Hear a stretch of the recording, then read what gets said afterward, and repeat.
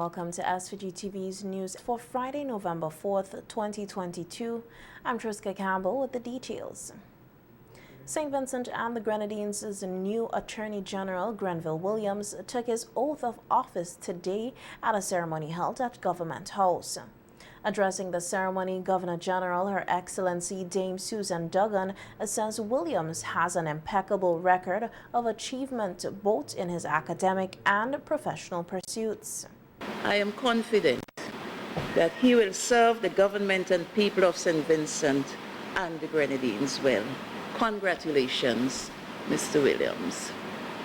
And perhaps I should be the first to say to you, Honorable Grenville Williams. Her Excellency also took the opportunity to express gratitude to former Attorney General John D. Martin for his service to the government and people of St. Vincent and the Grenadines as Attorney General and his contribution as a legal practitioner. Your commitment, integrity, and high level of professionalism must be applauded, and these qualities have helped to ensure the smooth implementation of several areas of legislation in St. Vincent and the Grenadines. Legislation that keeps us abreast with international requirements where there is a need for legal reform, as well as updating and modernizing our domestic laws. So this morning, it is my pleasure to welcome the incoming Attorney General and to say farewell to our outgoing Attorney General.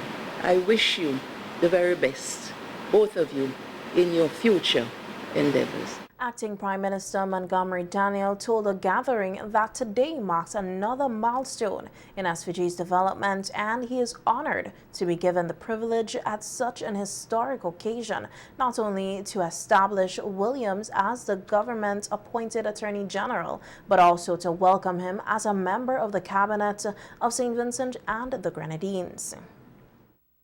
When this government came to office in 2001, immediately, we took the decision to institute to the position of Attorneys General that position to public servants, rather than appointing elected representatives to this post. This was so because prior to 2001, the historical path of the dismal performances by elected attorneys generals realized the centerpiece for such decision-making. During this government's reign, 2 attorney generals, that's 2 attorneys general, would have served this government with distinction. Mrs. Judith Jones Morgan and Mr. John Lee Martin. And I want, on behalf of the government of this country, to thank them very, very well for the outstanding service and contribution they have made to this country over the years. And so today, at this swearing-in ceremony, I want to welcome the Honorable Grenville Williams to the post of Attorney General. Minister Daniel says that they in government know that the task of the Attorney General is not an easy one, but they are confident in Williams' ability to do well. For it is Martin Luther who said, "Injustice anywhere is a threat to injustice everywhere." And this government prides itself in upholding the law, not only here in St. Vincent and the Grenadines locally, but regionally and internationally, to the extent that certain action we have taken gave this small nation state that recognition to a place at the Security Council at the United Nations, something this country will treasure for a long time. So, Mr. Williams, this government welcomes you to the post of Attorney General of this blessed land of ours, and we look forward to your sound legal advice on all areas pertaining to the law of this land. We do understand your highly professional path, and so we welcome you to the workings of the cabinet of this country. I look forward, and the government looks forward, to a great working relationship with you over the next couple of years. Former Attorney General John D. Martin says he is not surprised that the government and people of SVG has placed confidence in Williams to serve in the high office that he now holds as Attorney General. Mr. Williams is very much a young man in the prime of his life, and the evidence is clear that the cause of young people in this nation is being championed. And this is in no uncertain terms at very high levels. Grenville is, however, no ordinary young man.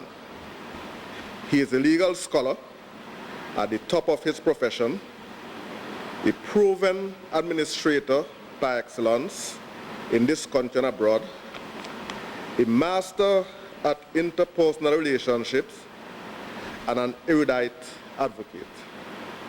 He is an excellent Vincentian husband and father.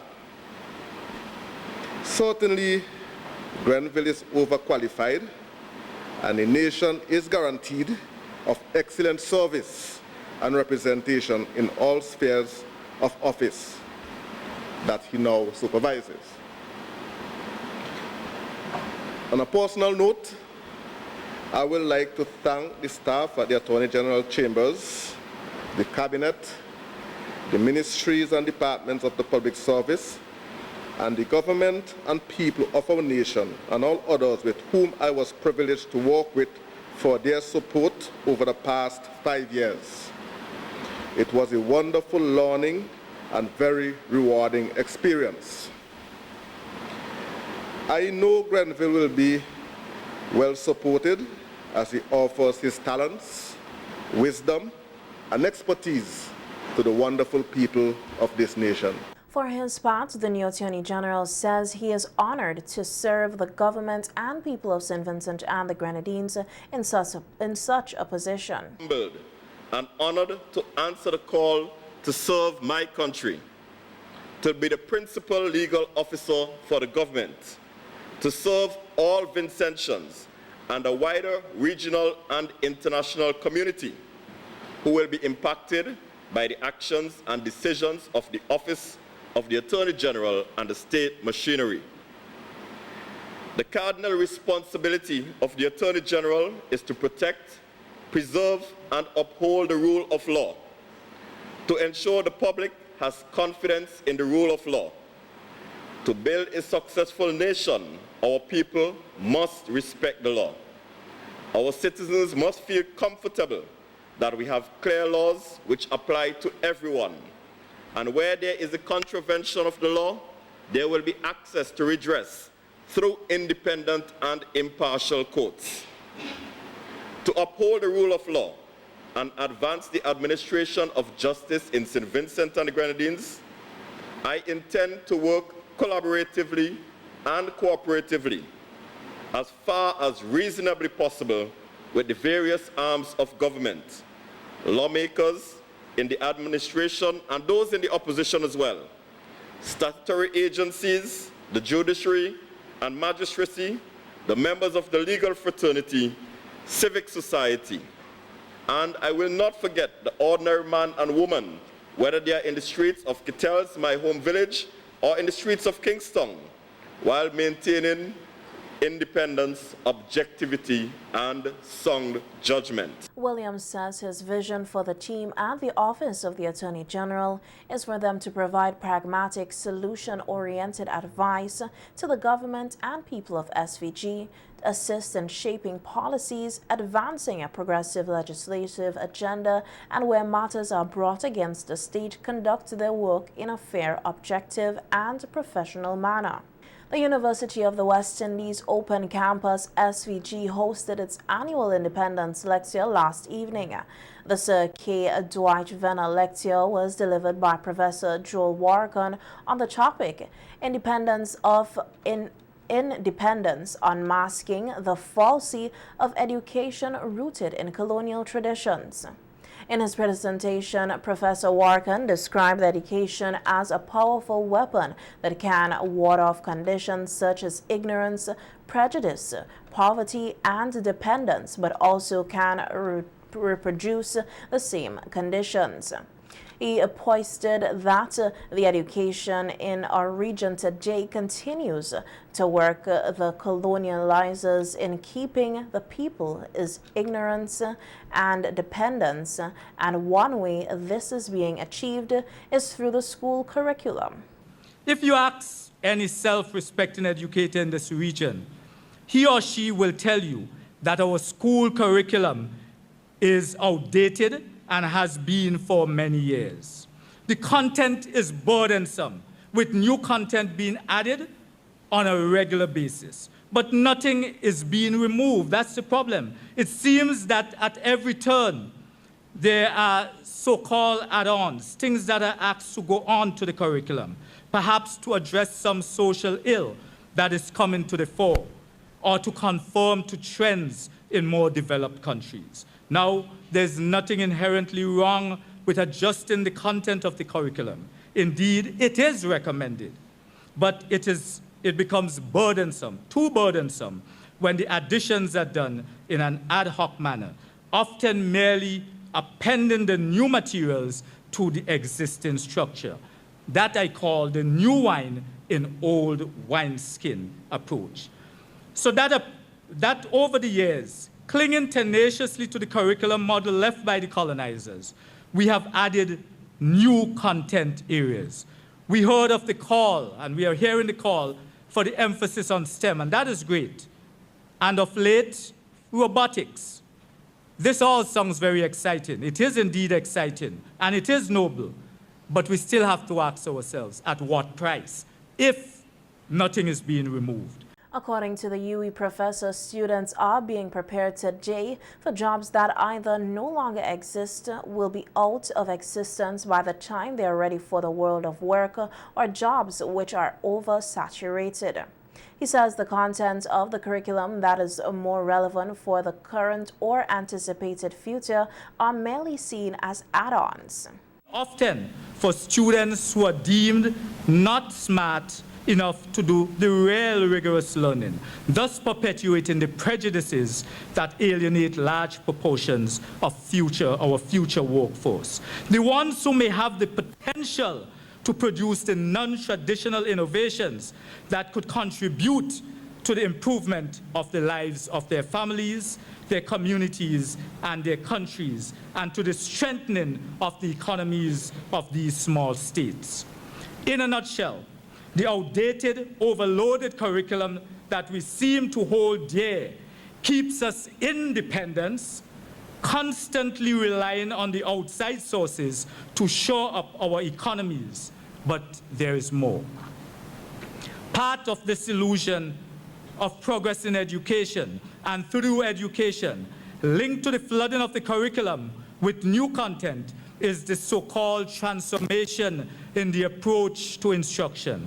We heard about constructivism and student-centered instruction. We heard of active learning and student collaboration. We heard of cooperative learning and group work. We heard of critical thinking and independent learning, and we were thrilled. But it was all an illusion, across the region, an illusion in my opinion. An ideal that was at best partially implemented in the confines of practices such as streaming. There's nothing good about streaming. Students are streamed according to ability in schools and classroom. We talk about collaboration, but our methods encourage competition. Professor Warrican further posited that though it is widely upon that embracing collaboration and cooperation are needed for societies to become stronger, this all but just an illusion in the classroom setting. A situation that keeps our people divided in our countries and keep our countries' independence, relying on outside sources to shore up our economies. It is impossible to speak about competition in our education system without turning to the assessment practices. I have spoken on many occasions and in different fora about the injustices of these practices that do not only promote competition, but also perpetuate elitism in a very unhealthy and unproductive way. For example, no matter what we call it, the primary school exit assessments that take the form of a highly competitive examination seems to be firmly entrenched. At the end of primary education phase, students compete for places in secondary schools, not because they are limited spaces. Indeed, in the region, we boast of universal secondary education, but because there are limited spaces in the prestigious schools. Colleagues, this hierarchical organization of schools that we have inherited was a tool used by the colonizer to divide the society into the various classes of citizens. The Ministry of Foreign Trade is looking at implementing a very robust trade policy for small businesses in St. Vincent and the Grenadines. This is according to Minister Kisal Peters, who was addressing yesterday's awards ceremony for the Entrepreneurial Elite Competition under the Women Empowerment Project hosted by the Taiwanese Technical Mission through the Center for Enterprise Development, the CED. We have folks from the WTO on the ground visiting with us, and they are conducting our trade policy review. So we are going to be walking along with our producers and our business people, and I will be paying keen interest in what you will be doing. Minister Peters encouraged female entrepreneurs throughout SVG to continue to press on and to be leaders that they are. You know, I like the sound of that, the elite. It gives something worth inspiring towards. And I know that there are many other women who would look at you as role models as you go forward. So I want to encourage you as you go forward in your businesses, in your enterprises, that you keep pressing on. Peters said that she is always pleased with the projects that seek to empower women. I'm advised that since this program started, we have empowered over 200 women. Almost 300 women, and this is testament to the commitment of our ally, the Republic of China, Taiwan. We are celebrating 41 years of diplomatic relations this year, and I've made the point many times that that is longer than my lifetime, and I believe there we have the photos of when the diplomatic relations were officially established. And you know, I've always said, and I've always praised the Taiwanese government for its steady commitment to St. Vincent and the Grenadines, and I've seen it manifest itself even since I was a child. When I was in school, where I had classmates who were recipients of scholarships and, you know, other initiatives, scholarships for St. Vincent and the Grenadines, scholarships to further their studies in universities at Taiwan. And this is just one of the ways in which Taiwan has demonstrated its commitment to the development of the people of St. Vincent and the Grenadines. After a shortfall in SVG's tourism sector due to the COVID-19 pandemic and the eruptions of La Soufrière volcano, Minister of Tourism Carlos James says he is excited to see a lot of tourists coming back to these shores. Yesterday, the British Britannia was the first cruise ship for the 2022-2023 season to dock at Port Kingstown with over 3,000 passengers. Minister James commended the Ministry of Tourism and all tourism stakeholders for their efforts. The Grenadines. And one of the things about this season is that we are anticipating a lot more calls, but because of our capacity to accommodate vessels to St. Vincent and the Grenadines, it's a small port. There are challenges with logistics and getting more than one vessel docked on a particular day. And hence the reason why we could have outstripped the previous years in terms of numbers. But so far, the numbers are showing us that we are going in for a record year in terms of cruise passenger arrivals and cruise calls. It is our best performing year in the last 20 years, in fact, coming out of the post-pandemic and the eruption of the La Soufrière volcano. So it's quite a tremendous opportunity for stakeholders, taxi operators, tour guides, and all of the stakeholders within the industry to see some significant benefits this season after a shortfall in the last 2 years because of the pandemic and the eruption of La Soufrière. I want to commend the hard work of the Ministry of Tourism staff and the Tourism Authority and all of the agents of the vessels who from time to time will take part in the conferences and negotiate some of the scheduled calls that we are seeing this season. And a lot of the hard work that went in is really attributable to the hard work of all of the stakeholders involved. The newly crowned Miss SVG 2022 Jada Ross and Miss Congeniality Shannon John were on hand at the cruise ship terminal yesterday to greet visitors. We're excited to welcome the Britannia visitors to SVG this morning. We've seen some really bright and lovely faces, and it is our hope that we can welcome people as lovely as these, or even more lovely people as time goes along. Everybody just seems very excited to come to St. Vincent and the Grenadines, which is something I expect because we have a beautiful country. And upon arriving, I think is when you see the beauty of it, because you notice all the mountains and you get like that feeling of the zeal, that excitement to come and like explore.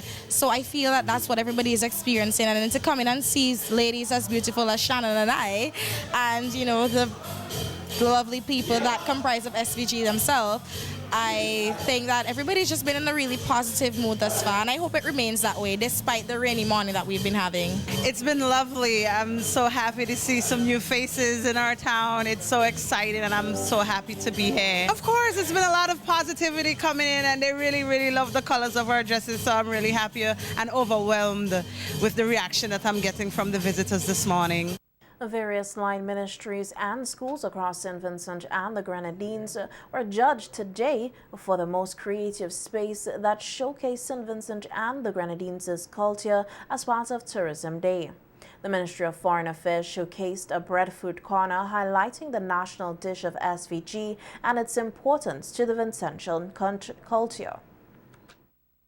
Our roasted breadfruit, our breadfruit on the fire. And there we have some breadfruit chips. On the wall here we have fun facts about breadfruit.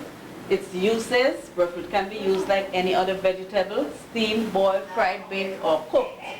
Other uses include the breadfruit flour is an effective repellent for mosquitoes. I'm sure a lot of persons didn't know that. It is also used as animal feed. The fibers of the tree can be used as fabric for clothing and mosquito nets. We have some health benefits of the breadfruit. It improves heart health. It prevents and controls diabetes. It aids digestion, improves brain function. It helps in weight management, and it regulates blood pressure, among other things. We have some photos with breadfruit dishes, roasted breadfruit and fried fish, breadfruit and stew chicken, breadfruit and stalled fish. We have our breadfruit salad and fried breadfruit. We also have photos of the breadfruit on the tree, the breadfruit leaves, breadfruit in its green stage. We have the breadfruit being roasted on a coal pot, breadfruit being roasted in fire. This is a photo of our roasted breadfruit, and the breadfruit, after it has been roasted, it's peeled. Breadfruit roast, breadfruit steam, breadfruit eat good in a hot boiling. Fried breadfruit and fried jackfish. Breadfruit is a sweet part of our national dish. Breadfruit juice, breadfruit rum. Breadfruit is sweet as in a good oil dung. You must try our breadfruit pizza. Yes, breadfruit is a good replacement for flour. Welcome to the Breadfruit Festival. Light up the fire, let we start the bacchanal. Don't forget to stop by the Ministry of Foreign Affairs to participate in our Breadfruit Festival. The Sexual Offences Unit, the SOU of the St. Vincent and the Grenadines Police Force, will hold a 1 week of activities from November 6th to the 12th of November to commemorate its 4th anniversary under the theme Combating Sexual Violence by Strengthening Family Dynamics. The unit, which was established on November 6, 2018, is charged with the responsibility of investigating sexual-related crimes, among other things. The week of activities will begin on Sunday, November 6th, with a church service at the Glen Baptist Church at 9 a.m. Other activities will include a panel discussion on sexual violence on Monday, November 7th on NBC Radio from 8 p.m. to 9 p.m. A witness impact workshop at the Caliacot Town Hall on Tuesday, November 8th from 9:30 a.m. to 1:30 p.m. A whistle stop on the leeward side of the island on Wednesday, November 9th, and another whistle stop on Thursday, November 10th, and on the windward side of the island. The activities will culminate on Friday, November 11, 2022, with a march and rally against sexual violence around Kingstown. The march is expected to commence at 1 p.m. in front of the Central Police Station and will culminate at the same location where the rally will be held.